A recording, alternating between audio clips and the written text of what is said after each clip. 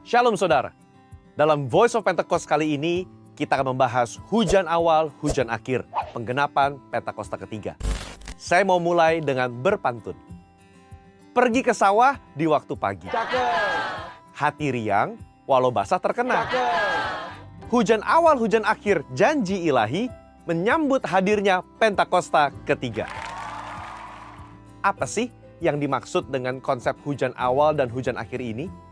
Di daerah Israel yang tidak mendapat hujan sebanyak negara kita, maka hujan awal biasanya terjadi setelah musim kemarau panjang, sekitar bulan Oktober, untuk mempersiapkan tanah untuk ditanam benih. Dan hujan akhir yang datang sekitar bulan Maret ke April juga mematangkan tuayan sebelum datangnya musim kemarau yang panjang. Konsep ini sebetulnya tertulis di Yoel pasal 2 ayat 23.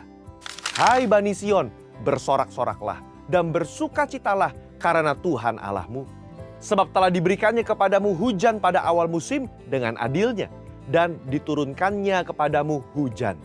Hujan pada awal dan hujan pada akhir musim seperti dahulu.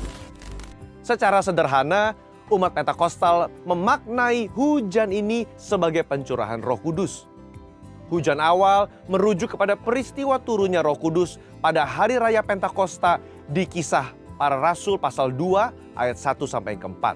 Dan hujan akhir menandakan pencurahan Roh Kudus pada hari-hari terakhir sebelum Tuhan datang kali yang kedua untuk mempersiapkan tuayan jiwa besar-besaran.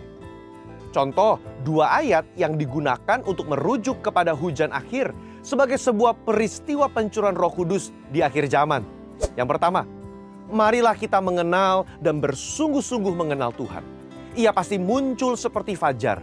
Ia akan datang kepada kita seperti hujan pada akhir musim yang mengairi bumi. Hosea pasal 6 ayat yang ketiga. Yang kedua, karena itu saudara-saudara bersabarlah sampai kepada kedatangan Tuhan. Sesungguhnya petani menantikan hasil yang berharga dari tanahnya, dan ia sabar sampai telah turun hujan musim gugur dan hujan musim semi. Yakobus pasal 5 ayat yang ketujuh.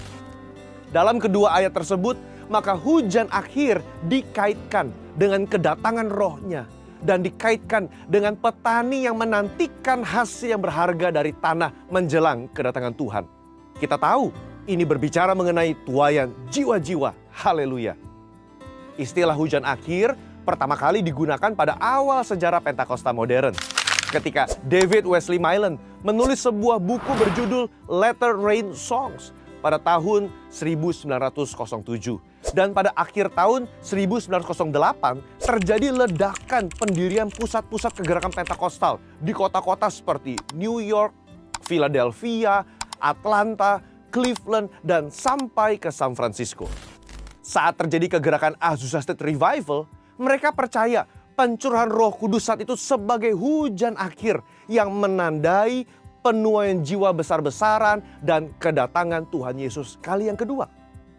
Tetapi apakah Azusa Street Revival atau Pentakosta kedua itu adalah akhir dari The Latter Rain?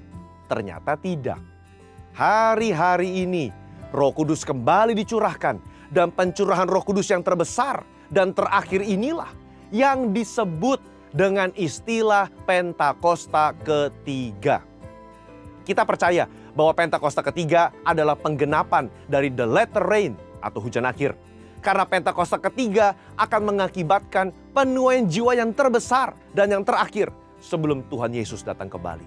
Hal ini sesuai dengan arti dari The Latter Rain atau hujan akhir itu sendiri, yaitu pencurahan Roh Kudus yang jauh lebih besar dan dahsyat terjadi di akhir zaman yang akan memberdayakan orang-orang percaya bagi penuaian jiwa besar-besaran dalam rangka menyambut kedatangan Tuhan Yesus yang kedua.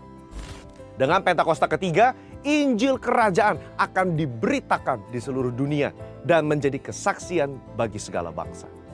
Dengan kata lain, Pentakosta ketiga akan menyelesaikan amanat agung.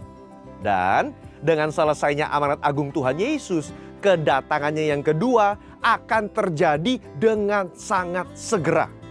Matius 24 ayat 14 berkata, Injil Kerajaan ini akan diberitakan di seluruh dunia menjadi kesaksian bagi semua bangsa. Sesudah itu, barulah tiba kesudahannya. Jadi, kalau Injil Kerajaan sudah diberitakan di seluruh dunia, menjadi kesaksian bagi semua bangsa, atau kalau amanat agung sudah selesai, maka Tuhan Yesus akan datang kedua kalinya. Sekarang, apa tugas kita sebagai orang percaya yang hidup di akhir zaman ini?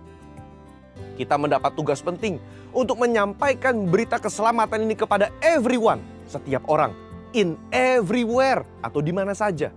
Gereja lokal wajib memperlengkapi mereka untuk menjadi murid Kristus yang militan dan memiliki semangat yang radikal untuk menjadi pengaruh, menjadi garam dan terang dimanapun mereka berada. Di lingkungan sekitar, di pekerjaan, di sekolah, pokoknya dimanapun. Let the church declare and display Christ together. Gereja Tuhan, marilah kita memberitakan dan menampilkan Kristus bersama-sama. Mari kita beritakan Injil kepada siapapun dan menunjukkan karakter Kristus lewat kehidupan kita. Saudara, untuk penjelasan lebih lengkap dari tim teologi kami, silakan buka link yang ada di atas atau scan QR Code yang tersedia. Tuhan Yesus memberkati.